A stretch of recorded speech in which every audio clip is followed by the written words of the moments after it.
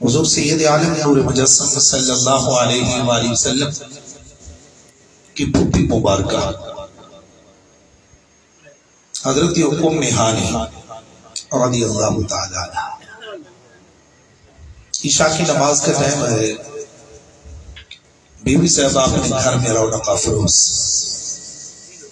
آج مصلی بچھایا، سر جھکایا، ہاتھ کو اٹھایا، بارگاہ الوہیت میں ملتجی ہو گئی، دامن پھیلایا، عرض کیا اللہ کرم فرما دے، اپنے محبوب کو میرے کاشانے کا مہمان بنا دے۔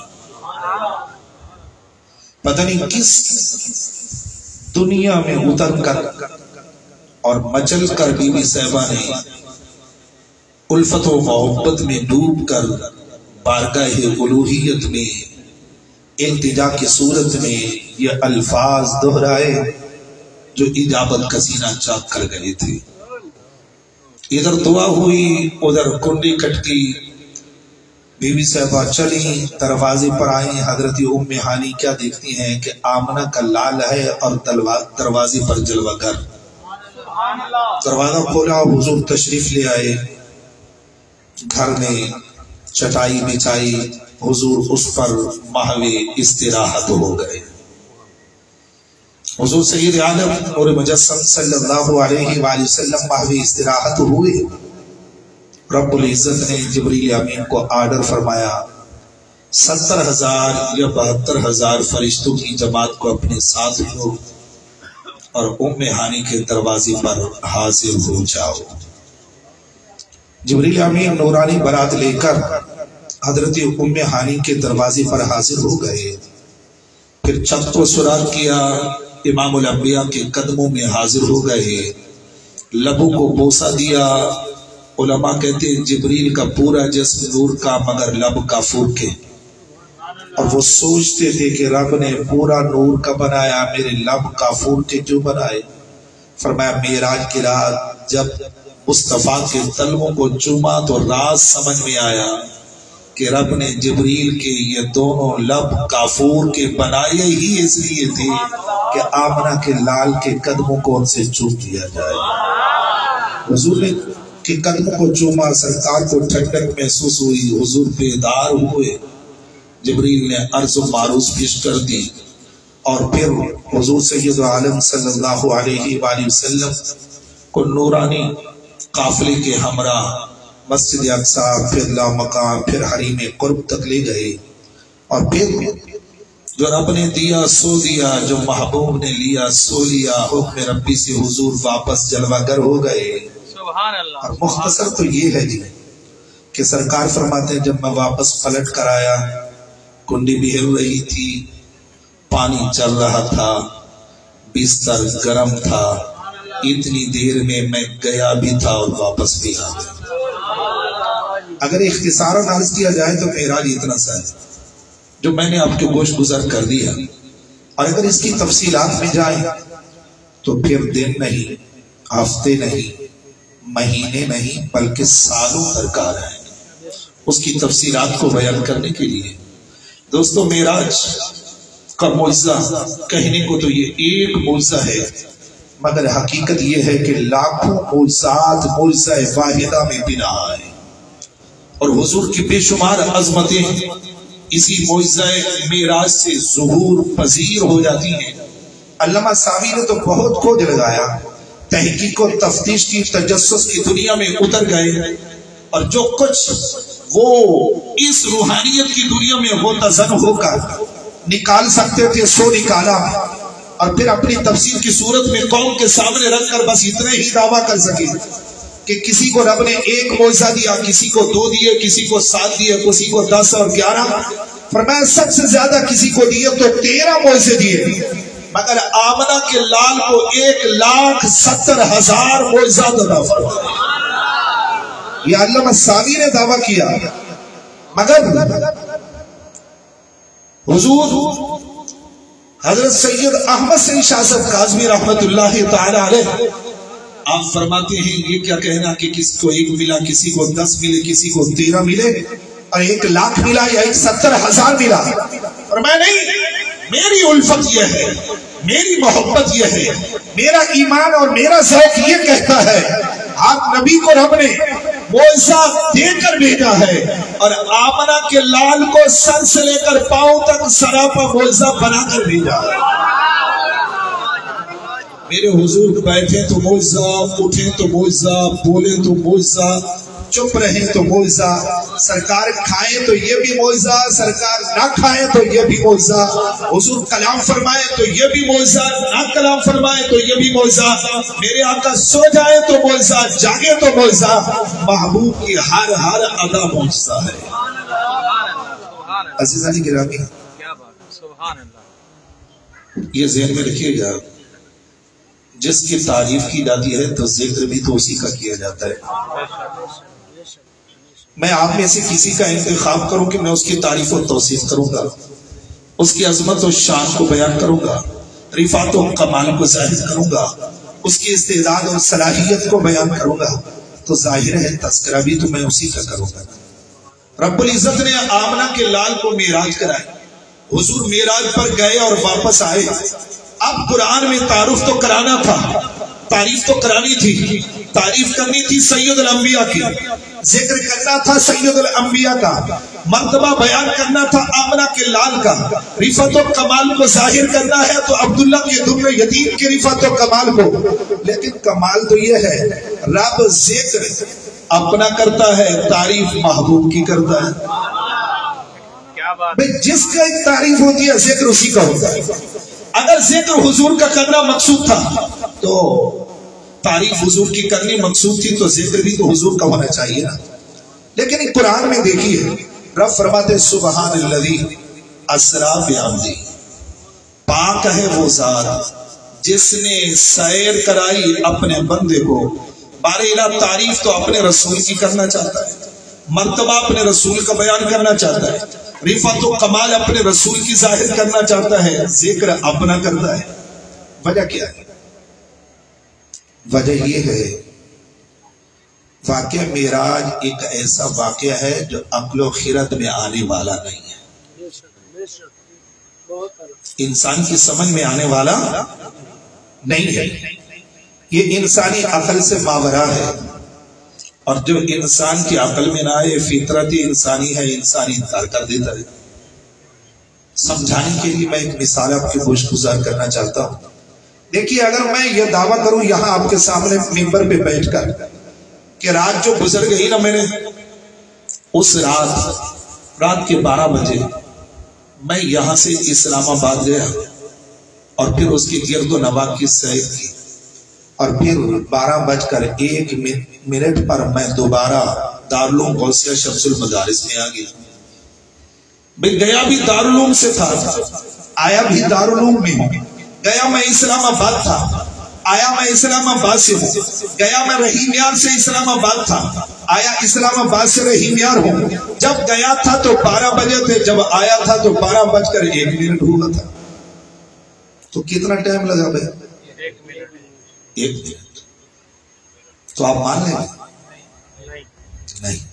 اچھا کوئی زیادہ بردبار انسان ہو، حوصلہ مند ہو، صبر والا ہو، اپنے جذبات پر کنٹرول بھی کر لیتا ہو تو زیادہ سے زیادہ یہی کہے گا یار انکار کرنے کی ضرورت کیا ہے، ذرا اس سے پوچھ تو لے یہ گیا کیسے تھا اور آیا کیسے تھا۔ بے حوصلہ رکھ کر اتنا ہی کر سکتے ہیں نا۔ اچھا بھی 2 منٹ کے لیے ہم مان لیتے ہیں جی آپ گئے بھی تھے آئے بھی تھے اور 1 منٹ میں واپس آ گئے، لیکن آپ یہ بتائیں کہ آپ گئے کیسے تھے، کس چیز پر گئے تھے اور کیسے واپس آئے تھے، آنے جانے کا اہتمام و انصرام کیسے کیا تھا۔ تو یہ سوال مجھ سے آپ کیوں کر رہا ہے کہ آپ کیسے گئے تھے کیسے آئے تھے؟ تو آپ کہیں گے ظاہر ہے آپ نے دعویٰ کیا کہ میں گیا تھا اور میں آیا۔ تو جب آپ یہی کہتے ہیں کہ میں گیا اور میں آیا تو پوچھا تو آپ سے جائے گا نا۔ اور اگر میں کہوں گا جب بابر سے مجھے لے گئے اور واپس آئے تو آپ مجھ سے پوچھیں گے یا ان سے پوچھیں گے؟ جو مجھے لے گیا اس سے پوچھیں گے نا۔ اگر کوئی مجھ سے سوال کرے کہ آپ کیسے گئے تو میں کہوں گا جی میں نے دعویٰ کب گیا کہ میں گیا تھا، میں نے کہا مجھے لے گئے اور لے آئے، تو جو مجھے لے گیا آپ اس سے پوچھیں کہ کیسے گئے اور کیسے آئے تھے۔ اب سوال حضور سے ہونا چاہیے یا رب سے؟ کیونکہ رب نے کہا سبحان الذی اسرا، وہ سیر پر لے گیا۔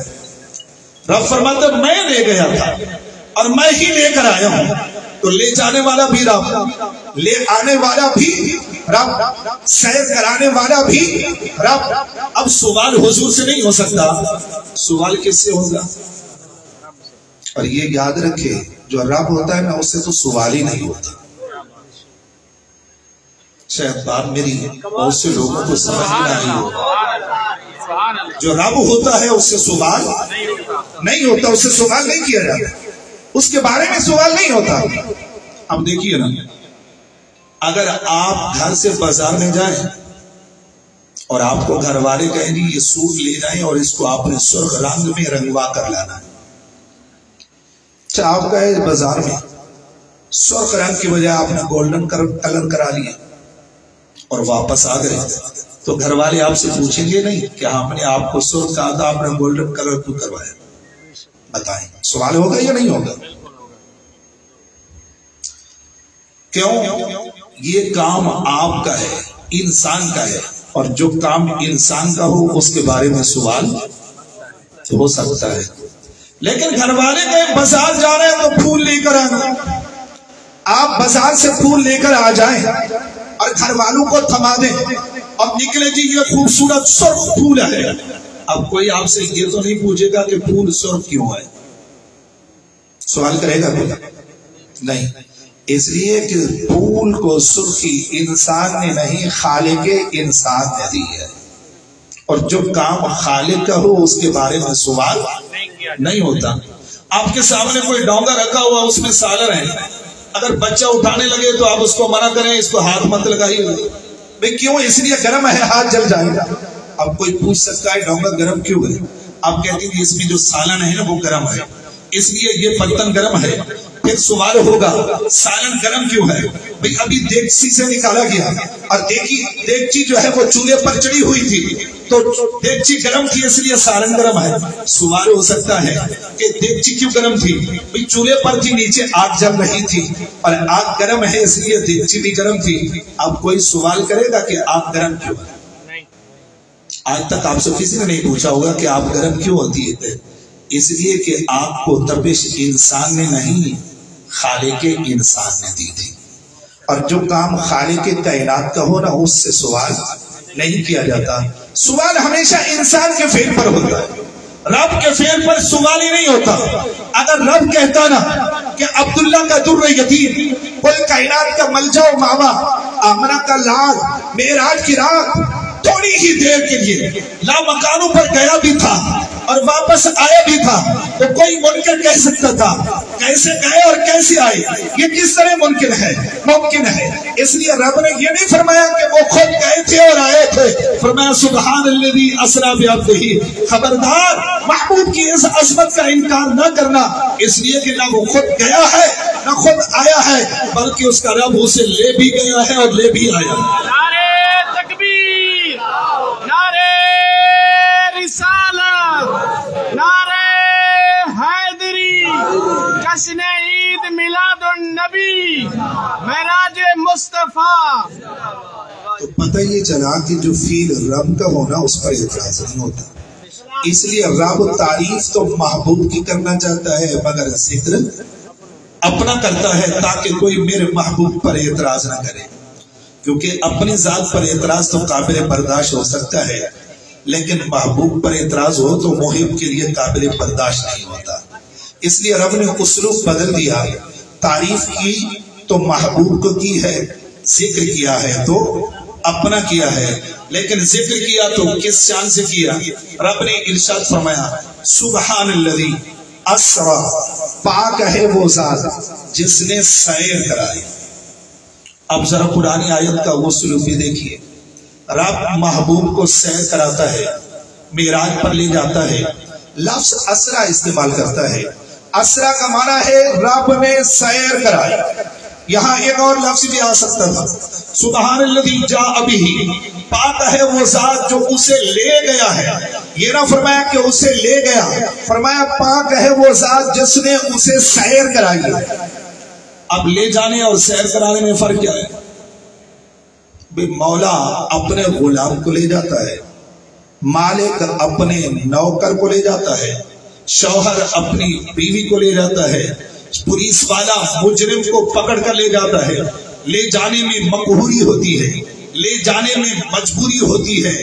جو کسی کو لے کر جائے اس کے ساتھ جو جائے وہ مختار نہیں ہوتا، وہ مجبور ہوتا ہے، بے اختیار ہوتا ہے۔ اور سیر کے اندر آزادی بھی ہوتی ہے اور خود مختاری بھی ہوتی ہے، وہ مجبور و مقہور نہیں ہوتا۔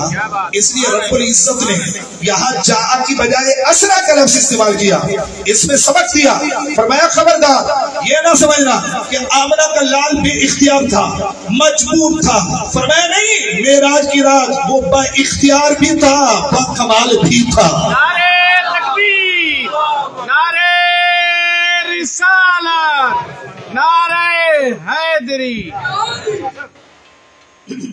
سبحان اللہ، سبحان اللہ، سبحان اللہ، سبحان تو اللہ۔ اس آیت سے ہمیں سبق کیا ملا ہے دوستو؟ ہمیں سبق یہ ملا جب ذکر ہو نا سید المرسلین کا، جب ذکر ہو خاتم النبیین کا، جب ذکر ہو آمنہ کے لال کا، جب ذکر ہو عبداللہ کے در یتیم کا، جب ذکر ہو کل کائنات کے ماوا و ملجا کا، تو الفاظ کو پہلے تولا کرو پھر بولا کرو۔ سبحان اللہ، سبحان اللہ۔ الفاظ کو پہلے تولا کرو پھر بولا کرو، کیونکہ یہ دربار مصطفیٰ ہے۔